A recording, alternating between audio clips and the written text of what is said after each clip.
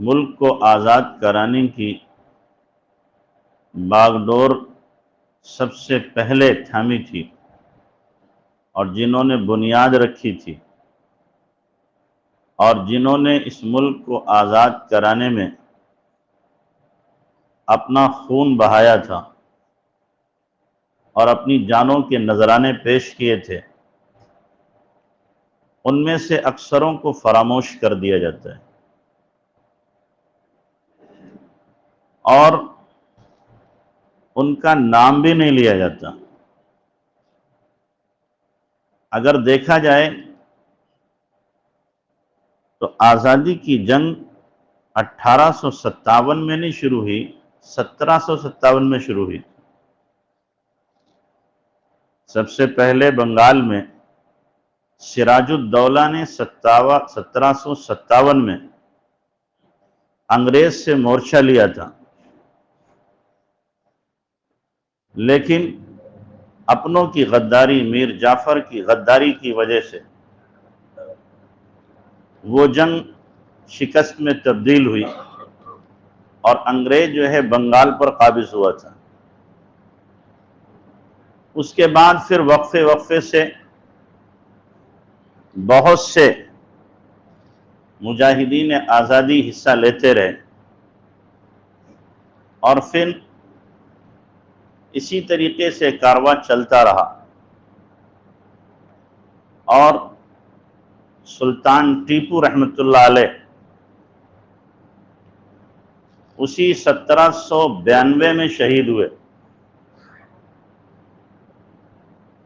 اور آخر کار یہ کارواں یہاں تک بڑھا اور سب سے پہلے جو محسوس کیا تھا ملک کی غلامی کو وہ حضرت شاہ ولی اللہ محدث دہلوی رحمۃ اللہ علیہ سب سے پہلے انہوں نے محسوس کیا تھا اور کہا تھا کہ جو تاجر تجارت کی نیت سے ایسٹ انڈیا کمپنی کی شکل میں آئے تھے وہ ملک پر قابض ہو رہے ہیں۔ انہوں نے مکھوٹا اوڑھ رکھا تھا تجارت کا، لیکن مقصد ان کا یہ تھا کہ سونے کی چڑیا کو لوٹ لیں اور برباد کر دیں، اس کے اوپر قابض ہو کر کے یہاں کے باشندوں کو غلام بنائیں اور اپنا حکم چلائیں۔ تو شاہ ولی اللہ محدث دہلوی رحمۃ اللہ علیہ نے سب سے پہلے اس کو محسوس کیا اور پھر اس کے بعد میں اپنے افراد میں یہ بات چلانا شروع کی اور پھر حضرت ہی کے صاحبزادے حضرت شاہ عبدالعزیز صاحب رحمۃ اللہ علیہ، جب حضرت شاہ ولی اللہ محدث دہلوی رحمۃ اللہ علیہ کا انتقال ہوا تو شاہ عبدالعزیز رحمۃ اللہ علیہ کی عمر 17 سال تھی، لیکن والد کی جانشینی کا انہوں نے مکمل حق ادا کیا اور سب سے پہلے جہاد کا فتویٰ اور انگریزی فوج میں بھرتی ہونے کے حرام ہونے کا فتویٰ اور ہندوستان کے دارالحرب ہونے کا فتویٰ حضرت شاہ عبدالعزیز صاحب رحمۃ اللہ علیہ نے دیا تھا کہ ہندوستان دارالحرب ہو چکا، یعنی کفار کے مکمل قبضے اور کنٹرول میں آ چکا ہے، جو اسلامی سلطنت تھی وہ ختم ہو چکی ہے۔ چند اعمال اسلامی کیے جا رہے تھے لیکن اسلامی اثر رسوخ اور حکومت جو تھی وہ ساری کی ساری ختم ہو چکی تھی، جس کے نتیجے میں حضرت شاہ عبدالعزیز صاحب رحمۃ اللہ علیہ کو 2 مرتبہ زہر دیا گیا اور ایک مرتبہ ان کو ابٹن لگایا گیا جس میں چھپکلی کو پیسا گیا، چھپکلی کا ابٹن پورے جسم پہ لگایا گیا تو حضرت کی بینائی جاتی رہی، نابینا ہو گئے۔ یہ سب کچھ انہوں نے برداشت کیا، لیکن اپنے ملک کو دیکھ رہے تھے کہ ہمارا ملک دوسروں کے تسلط اور قبضے میں جا رہا ہے، یہ برداشت نہیں تھا۔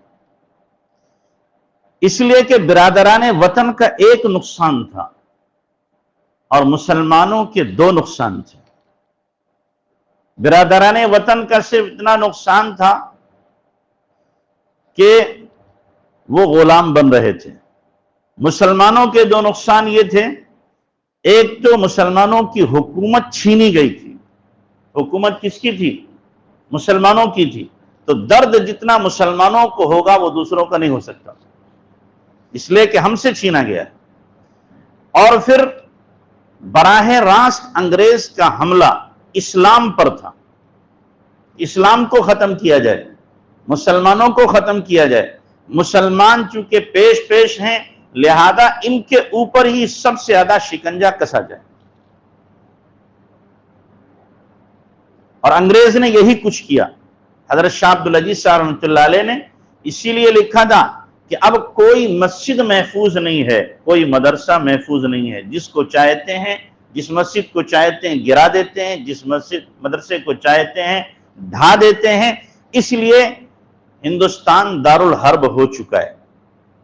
تو حضرت شاہ صاحب نے پوری کی پوری ایک ٹیم تیار کی تھی، جس میں حضرت مولانا اسماعیل شہید دہلوی رحمۃ اللہ علیہ جو حضرت شاہ صاحب کے بھتیجے ہوتے ہیں، اور حضرت مولانا سید احمد بریلوی رحمۃ اللہ علیہ، مولانا عبدالحی صاحب بڑھانوی رحمۃ اللہ علیہ، پوری ٹیم تیار کی۔ اور پھر دو ٹیمیں تیار کی، ایک ٹیم تیار کی جو محراب و منبر کو سنبھالے اور مسلمان عوام میں جہاد کی بیداری پیدا کرے، ملک کی آزادی کے لیے ان کو آمادہ کرے، اور دوسری ٹیم تیار کی جو باقاعدہ طور پر انگریزوں سے لڑائی لڑے، اور اس کے سربراہ بنے حضرت مولانا سید احمد شہید بریلوی اور مولانا اسماعیل شہید دہلوی۔ اور انہوں نے تقریباً 7,000 کلومیٹر کا سفر کیا ہے، پورے ملک کے طول و عرض میں سفر کیا، اور بیداری مہم پیدا کی، اور اپنے 7,000 کی تعداد میں فوج کو کیا شامل کیا، جگہ جگہ جا کر کے لوگوں کو اس عنوان سے سمجھایا۔ حضرت مولانا اسماعیل شہید دہلوی رحمۃ اللہ علیہ نے اس سفر میں تقریباً 80,000 لوگوں نے کلمہ پڑھا ان کے ہاتھ کے اوپر، مولانا اسماعیل شہید دہلوی رحمۃ اللہ علیہ۔ تو یہ پورا سفر کرتے کرتے کرتے کرتے پھر پہنچے ہیں جا کے افغانستان میں، چونکہ اس وقت افغانستان کا بھی اکثر حصہ ہندوستان ہی میں شامل تھا۔ وہاں پہنچے اور وہاں پر اسلامی حکومت کی پوری ڈاک بیل ڈالی، اسلامی حکومت وہاں جا کر کے بنائی، اور باقاعدہ اسلامی نظام وہاں پر قائم کیا کہ زکوٰۃ بھی وصول کی جاتی تھی، خراج بھی وصول کیا جاتا تھا، اور باقاعدہ لوگوں میں اسلامی احکام کو رواج دیا جا رہا تھا، اسلامی حدود قائم کی جا رہی تھی۔ لیکن جو سکھ تھے وہ یہ سمجھ رہے تھے کہ یہ مسلمان اسلامی جہاد کر رہے ہیں، لہذا ہمیں ان کا ساتھ نہیں دینا۔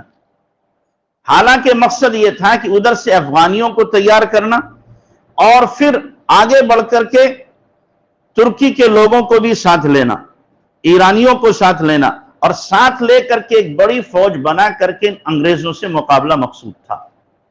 لیکن تقدیر کا نوشتہ کچھ اور تھا۔ ادھر سے سکھوں نے حملہ کیا، جہاں تک ہو سکا مقابلہ کیا گیا، لیکن پھر آخرکار بالا کوٹ کی پہاڑیوں پر حضرت سید احمد شہید رحمۃ اللہ علیہ، مولانا اسماعیل شہید رحمۃ اللہ علیہ وہاں پر شہید ہو گئے اپنے جانثاروں کے ساتھ۔ آج بھی بالا کوٹ کی پہاڑیاں ان کی شہادت کی گواہ ہیں۔ اور ایسا مقابلہ کیا تھا، اسی میں ایک واقعہ یاد آیا۔ حضرت مولانا اسماعیل شہید دہلوی رحمۃ اللہ علیہ کے سامنے ایک سکھ نے اللہ کے نبی صلی اللہ علیہ وسلم کی شان میں گستاخی کی، تو مولانا اسماعیل شہید دہلوی رحمۃ اللہ نے فرمایا، اللہ کی قسم اس وقت تک میں مر نہیں سکتا جب تک کہ تجھے مار نہ لوں۔ یہ کہا ہے، اور حضرت کے تلوار گردن پہ پڑی، سر تن سے جدا ہو گیا، لیکن اس سکھ کی طرف اسی طرح حضرت دوڑتے ہوئے جا رہے ہیں، سر نہیں ہے، صرف جسم ہے، اسی جسم کے ساتھ دوڑتے جا رہے ہیں، تلوار ہاتھ میں ہے، اور جا کر کے اس سکھ کے تلوار ماری، وہ گرا، مرا، اس کے بعد حضرت گرے۔ اس کو اللہ کے نبی صلی اللہ علیہ وسلم نے حدیث میں بیان کیا ہے، ان من العباد لو مدفوع بالابواب لو اقسم علی اللہ لابر، کہ بعض اللہ کے ایسے نیک بندے ہوتے ہیں کہ دروازوں سے جنہیں دھکا دے دیا جائے اتنی ان کی کمزور پوزیشن ہوتی ہے، مغبرن جو غبار آلود ہوتے ہیں، لیکن حال کیا ہوتا ہے؟ لو اقسم علی اللہ لابر، اگر وہ قسم کھا لیں کسی بات پر تو اللہ ان کو ان کی قسم سے بری کر دیتا ہے۔ تو وہاں پر شہید ہو گئے لوگ، لیکن یہ جو چنگاری لگائی تھی یہ بجھی نہیں، یہ چنگاری بھڑکتی رہی بھڑکتی رہی بھڑکتی رہی، اور پھر اسی کے نتیجے میں یہ دارالعلوم دیوبند جو قائم ہوا تھا، یہ دارالعلوم دیوبند کی بنیاد کے اندر یہ بات شامل تھی، ملک کی حفاظت، ملک کی ترقی، اور ملک کے اندر ہر طرح کی خیر کو وجود میں لانا۔ اسلام کا تحفظ اور ملک کا تحفظ، یہ دو بنیادی مقصد تھے کہ اسلام بھی محفوظ ہوگا اور ملک بھی محفوظ ہوگا، اور یہیں سے وہ جیالے تیار ہوتے تھے، اور تیار ہوئے اسی دارالعلوم دیوبند سے تیار ہوئے کون؟ مولانا قاسم نانوتوی، اسی دارالعلوم دیوبند سے تیار ہوئے حضرت حافظ ضامن شہید، اسی دارالعلوم دیوبند سے تیار ہوئے مولانا رشید احمد گنگوئی رحمۃ اللہ علیہ، جنہوں نے 1858 میں شاملی کے میدان میں انگریزوں سے مقابلہ کیا ہے، جس کے جرنیل تھے حاجی امداد اللہ مہاجر مکی رحمۃ اللہ علیہ۔ ان اکابرین نے مقابلہ کیا اور دانت کھٹے کر دیے انگریز کے۔ 3 مرتبہ جنگ میں انگریز کو شکست کھانا پڑی، چوتھی مرتبہ میں انگریز نے ایسا حملہ کیا کہ یہ سارا کا سارا قافلہ تتر بتر ہو گیا۔ حضرت حافظ ضامن شہید رحمۃ اللہ علیہ شہید ہوئے، حضرت حاجی صاحب رحمۃ اللہ علیہ کے خلاف وارنٹ جاری ہوا تو حاجی صاحب مکہ مکرمہ چلے گئے، تاکہ وہاں جا کر کے اپنا ترکی کے ساتھ مل کر کے ترکی والوں سے مدد لیں، چونکہ ترکی حکومت مکہ میں اس وقت تھی۔ حضرت مولانا قاسم نانوتوی رحمۃ اللہ علیہ کے خلاف بھی وارنٹ جاری ہوا، لیکن حضرت روپوش ہو گئے۔ مولانا رشید احمد گنگوئی رحمۃ اللہ علیہ پکڑے گئے اور سہارنپور کی جیل میں باقاعدہ 6 مہینے ان کو رکھا گیا۔ یہ ہمارے اکابرین تھے جو دارالعلوم دیوبند سے فارغ تھے، جنہوں نے باضابطہ طور پر کیا ہے، انگریز سے لوہا لیا، اور دارالعلوم نے ہمیشہ ایسے سپوت پیدا کیے۔ مولانا عبید اللہ سندھی رحمۃ اللہ علیہ حضرت شیخ الہند رحمۃ اللہ علیہ کے کیا تھے؟ شاگرد تھے۔ حضرت شیخ الہند رحمۃ اللہ علیہ کے شاگرد ہیں مولانا عبید اللہ سندھی، شیخ الہند رحمۃ اللہ علیہ کے شاگرد ہیں مولانا کفایت اللہ، شیخ الہند رحمۃ اللہ علیہ کے شاگرد ہیں مولانا حسین احمد مدنی۔ ان سب نے انگریزوں سے مقابلہ کیا ہے۔ حضرت شیخ الہند رحمۃ اللہ علیہ بھی پھر مکہ مکرمہ گئے، اور جانے کا مقصد یہی تھا کہ وہاں سے انور کمال سے مل کر کے ترکی فوج کو یہاں پر کسی طرح آمادہ کیا جائے، ترکی حکومت کو آمادہ کیا جائے۔ اور پھر حضرت مولانا عبید اللہ سندھی رحمۃ اللہ علیہ نے ریشمی رومال کی تحریک چلائی، ریشمی رومال پر پورا خط لکھا، لیکن وہ خط پکڑا گیا، جس کے نتیجے میں شریف مکہ نے حضرت مولانا محمود الحسن شیخ الہند رحمۃ اللہ علیہ کو مکہ سے پکڑوایا اور مالٹا کی جیل میں پہنچایا، اور حضرت کے ساتھ حضرت کے شاگرد مولانا حسین احمد مدنی رحمۃ اللہ علیہ بے قصور خود جیل میں گئے، کہنے لگے میں اپنے استاد کو نہیں چھوڑ سکتا، جبکہ حضرت مدنی رحمۃ اللہ علیہ مدینہ منورہ میں درس حدیث دے رہے تھے، 14 سال تک مدینہ منورہ میں مسجد نبوی میں بیٹھ کر حدیث کا درس دیا، اور اپنی داڑھی سے روضہ اقدس کو جھاڑو دیا کرتے تھے، اپنی داڑھی سے۔ اور اس وقت غربت کا زمانہ تھا، کئی سال تک رات میں 12-1 بجے سبزی منڈی جاتے تھے، وہاں سے چھلکے سبزیوں کے لا کر کے دھو کر ابال کے کھاتے تھے، وہی 24 گھنٹے کا کھانا ہوتا تھا۔ تو استاد کو جب پکڑا گیا تو حضرت فرمایا میرے استاد اگر جیل میں جا رہے ہیں، قید ہوئے ہیں، تو میں اپنے استاد کو نہیں چھوڑ سکتا۔ مولانا حسین احمد مدنی رحمۃ اللہ علیہ اپنے استاد کے ساتھ مالٹا کی جیل میں پہنچے، اور کئی سالوں کو وہاں پر جیل میں پہنچایا گیا، 2 سال کی 3 سال کی قید کی صعوبتیں برداشت کی۔ حضرت شیخ الہند رحمۃ اللہ علیہ جب آئے تو مولانا علی میاں رحمۃ اللہ علیہ نے لکھا ہے फरमाते हैं कि टीपू सुल्तान के बाद अंग्रेजों का अगर कोई सबसे बड़ा दुश्मन था तो शेखुल हिंद मौलाना महमूद हसन देवबंदी रहमतुल्लाह अलैह, इनसे बड़ा कोई दुश्मन नहीं था। और जो इन्होंने तहरीक चलाई थी और जो अफराद तैयार किए थे, उन अफराद ही की वजह से इस मुल्क को आजादी का तोहफा अल्लाह ताला ने दिया है। आज इन सबको फरामोश कर दिया जाता है, इन सबको भुला दिया जाता है। दो एक नाम सिर्फ लिए जाते हैं। गांधी जी तो 100 साल के बाद शरीक हुए, 100 साल के बाद शरीक हुए हैं, 100 साल के बाद पूरे गांधी जी शरीक। 100 साल तक सिर्फ मुसलमान अंग्रेजों से लोहा लेते रहे, टकराते रहे। 100 साल के बाद गांधी जी शरीक हुए मौलाना हुसैन अहमद मदनी रहमतुल्लाह अलैह के साथ में, और फिर हिंदू मुस्लिम हर एक दोनों ने मिलकर के इस मुल्क को आजाद कराने में अपना सब कुछ झोंकने की कोशिश की है। सब कुछ झोंका है, तब यह मुल्क जाकर क्या हुआ, आजाद हुआ है। आज क्या कहते हैं कि नहीं, हमने ही मेहनत की है, हमने ही कोशिश की है, बिरादरान वतन ने ही कोशिश की है। जब चमन को खूं की जरूरत पड़ी, सबसे पहले हमारी ही गर्दन कटी। अब कहते हैं अहले चमन, ये चमन हमारा है, तुम्हारा नहीं। तो हमें अपनी तारीख को याद रखना पड़ेगा।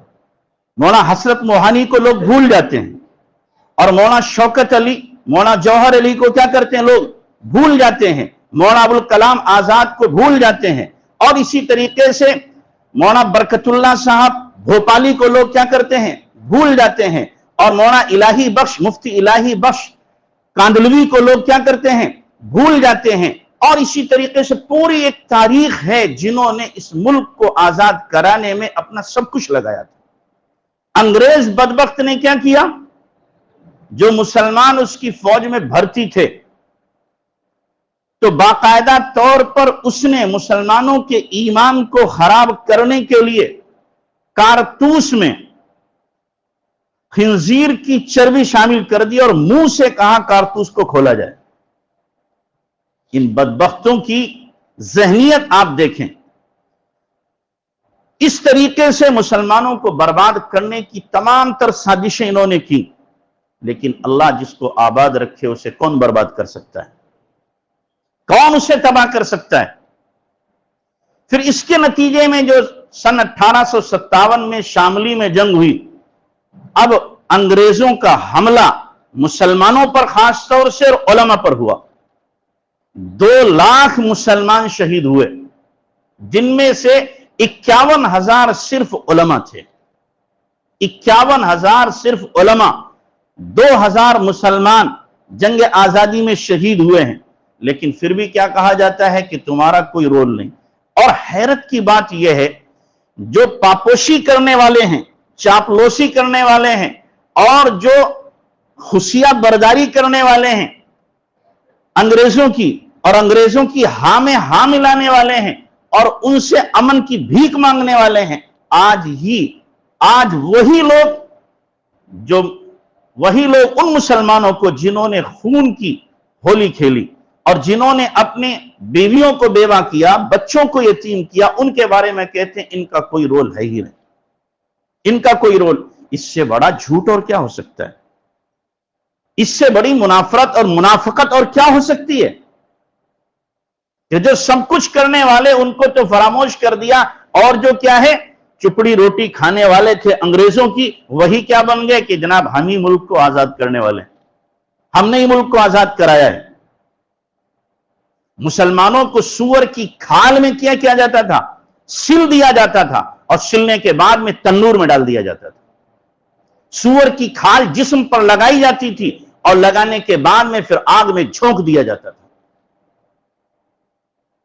सूली पर चढ़ा दिया जाता था, और नाश लटकी रहती थी, कोई पुरसाने हाल नहीं होता था।